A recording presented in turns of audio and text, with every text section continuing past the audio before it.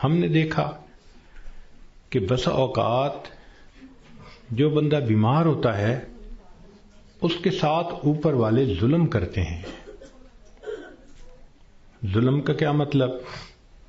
کہ اس کو حقیقت نہیں بتاتے کہ بیماری کتنی ہے، تسلی دیتے رہتے ہیں، اور وہ جھوٹی تسلی ہوتی ہے. ابو ٹھیک ہو جائیں گے، امی ٹھیک ہو جائیں گی، اور وہ سمجھتے ہیں کہ ہم بڑا نیکی کا کام کر رہے ہیں. وہ جی بتائیں گے تو ابو کو شوق لگے گا. بھائی شوق تو ان کو لگے گا جب اچانک موت آ جائے گی. یہ بہتر نہیں کہ ان کو پہلے سے انفارم کر دیا جائے کہ جی بیماری خطرناک ہے، زندگی کا پتہ نہیں، ابو کلمہ پڑھ لیں، ابو تیاری کر لیں. اوپر والے ظلم کرتے ہیں بندے کے ساتھ. چنانچہ ایک مرتبہ میں اپنا واقعہ آپ کو سناتا ہوں. ایک صاحب تھے جو سیکٹری لیول کے تھے، بہت لکھے پڑھے اور بڑی ان کی تنخواہ اور گاڑیاں اور ٹیلنٹڈ انسان. ان کی ریٹائرمنٹ ہوئی تو وہ بیمار ہوئے تو ہاسپٹل میں تھے. گھر آئے تو ہم ان کی تباہ پرسی کے لیے حاضر ہوئے. تو جب اس کے بڑے بیٹے نے مجھے دیکھا تو کہنے لگا حضرت صاحب میرے ابو کے لیے دعا کر دیں، ڈاکٹر نے تو ہمیں جواب دے دیا ہے اور کہا ہے کہ بس ہفتے 10 دن کی بات ہے، ان کے اندر کینسر پھیل چکا. لیکن ہم نے ابو کو نہیں بتایا. آپ بھی پلیز ابو کو نہ بتانا. میں خاموش رہا. خیر اندر گئے، ملاقات ہوئی. تھوڑی دیر کے بعد میں نے انہیں کہا جی کہ مجھے آپ سے کوئی بات کرنی ہے. تو انہوں نے سب کو جانے کا حکم دے دیا کہ بھی کمرے سے جاؤ، میں حضرت جی سے کوئی بات کرنا چاہتا ہوں. جب وہ اکیلے ہو گئے تو میں نے ان سے بات کی کہ دیکھیں زندگی کا کوئی بھروسہ نہیں، کوئی نہیں جانتا کہ کب موت آئے گی. کیا پتا میری موت پہلے آئے، کیا پتا آپ کی موت پہلے آئے. ہم نے آنکھوں سے دیکھا ہے بوڑھا باپ جوان بیٹے کی لاش کو دفن کر رہا ہوتا ہے، اور کئی مرتبہ جوان باپ اپنے نوزائیدہ بچے کی لاش کو دفن کر رہا ہوتا ہے. تو یہاں کیا بھروسہ زندگی کا؟ کہنے لگے بالکل صحیح بات ہے.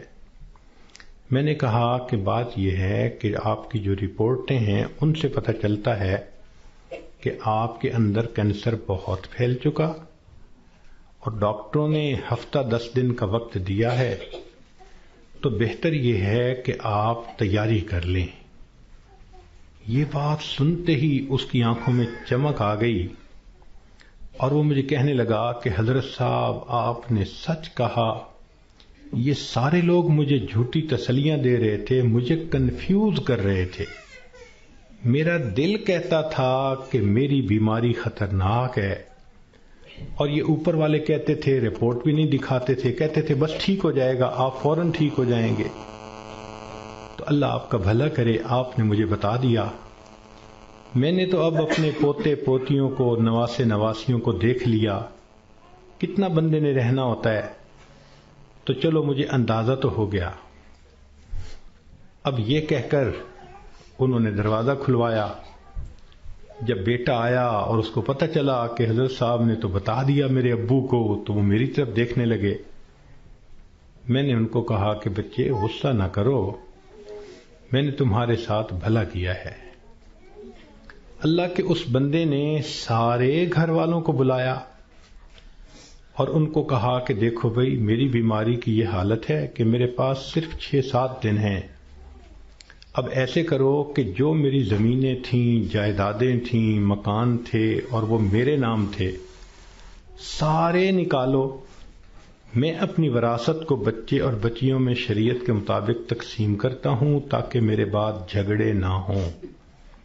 لو جی 2 دن میں انہوں نے سب جائیدادوں کا بچوں کے نام انتقال کروا دیا تاکہ بچوں کے جھگڑے نہ ہوں آپس میں. پھر اس کے بعد انہوں نے کہا کہ میرا جی چاہتا ہے کہ میرے بچوں کے آپس میں رشتے ہوں. تو کچھ رشتے تھے جو انہوں نے پرپوز کیے اور ان کی وجہ سے انہوں نے آپس میں ہاں بھی کر لی۔ پھر تیسرا کام انہوں نے یہ کیا کہ کچھ رشتہ داروں کی آپس میں ناراضگیاں تھیں، ان کو بلایا اور کہا کہ دیکھو بھائی، میں مہمان ہوں، میرے دل کی تمنا ہے کہ میں تمہیں آپس میں ایک دوسرے سے سلو کرتا ہوا دیکھوں۔ چنانچہ 15-20 سال سے جو ایک دوسرے سے رشتہ دار نہیں بولتے تھے، گھر آنا جانا نہیں تھا، انہوں نے ان سب میں سلو کروا دی۔ پوری برادری اتنی خوش تھی ان تمام باتوں پہ کہ جی اس بندے نے اتنا اچھا کام کر دیا، یہ ہماری برادری کا بڑا تھا، سب میں جوڑ پیدا کر دیا۔ پھر اللہ کی شان، 1 ہفتے کے بعد اس کو موت آ گئی۔ اب اس کا بیٹا جب کبھی ملتا ہے کہتا ہے حضرت جو احسان آپ نے ہم پہ کیا ہم اس کا بدلہ نہیں چکا سکتے۔ تو کیا ضرورت ہے بیمار آدمی سے چھپانے کی جب کہ اس کی بیماری اتنی خطرناک سٹیج تک پہنچ چکی ہو؟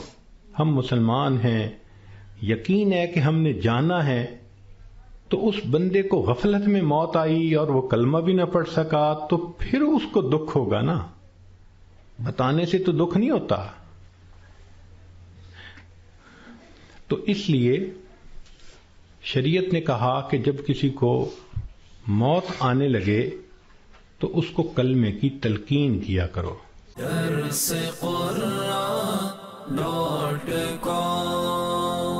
www.darsequran.com